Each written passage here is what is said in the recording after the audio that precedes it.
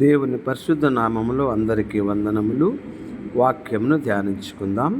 ప్రసంగి 5వ అధ్యాయము 13వ వచనము నుండి, సూర్యుని క్రింద మనస్సునకు ఆయాసకరమైనది ఒకటి జరుగుట నేను చూచితిని.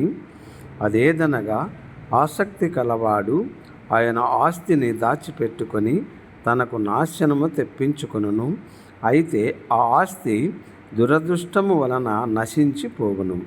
అతడు పుత్రులు కలవాడైనను అతని చేతులు ఏమీ లేకపోవును. వాడు ఏ ప్రకారముగా తల్లి గర్భం నుండి వచ్చెనో ఆ ప్రకారముగానే తాను వచ్చినట్లే దిగంబరిగా మరలా పోవును. తాను ప్రయాసపడి చేసిన కొన్ని దానిలో ఏదైనాను చేత పట్టుకొని పోడు.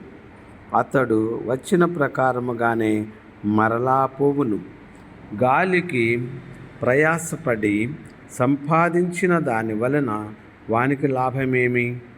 ఇదియు మనస్సునకు ఆయాసకరమైనదే. తన దినములన్నీ అతడు చీకటిలో భోజనము చేయును. అతనికి వ్యాకులమును, రోగమును, అసహ్యమును కలుగును. దేవుడి పరిశుద్ధ వాక్యమును దీవించునుగాక. ఆమేన్.